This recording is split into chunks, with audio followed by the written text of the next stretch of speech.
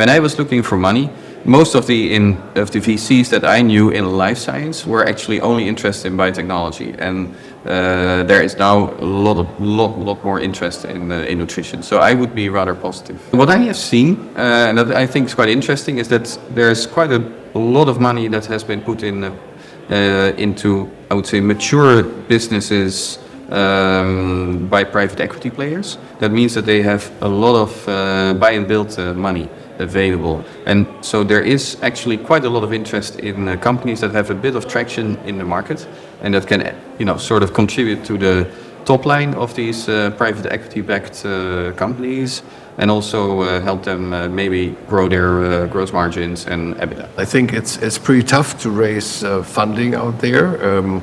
Investors have been holding tight to their money,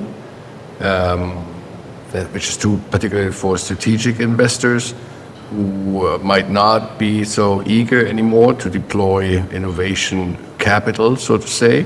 So corporate venture capital activity has definitely gone down over the last couple of years, and we are seeing also financial investors investing much more carefully than they have done 3-4 years ago.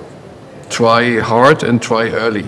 Be resilient. I think you need to speak to a lot more investors than you would ever have thought, and you can never start too early to raise your next round. And engage with investors, keep the contact, give them regular updates. I think that's the best thing you can do, and try to come up with some real results. The current climate for early stage startups is admittedly mixed. It can be quite challenging if you don't have commercial traction and if operating expenses are high and you're not demonstrating capital efficiency.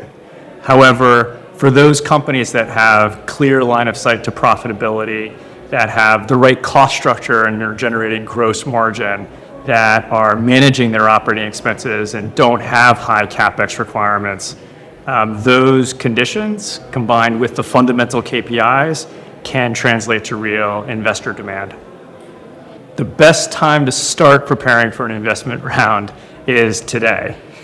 I think the most skilled fundraisers are ones that never turn off the fundraising spigot, as they say. They're constantly building relationships with investors, keeping investors apprised of the latest developments within the company. And you're really raising capital at a time that you don't necessarily need capital. I think the worst case scenario is going to ask for money when you absolutely need it.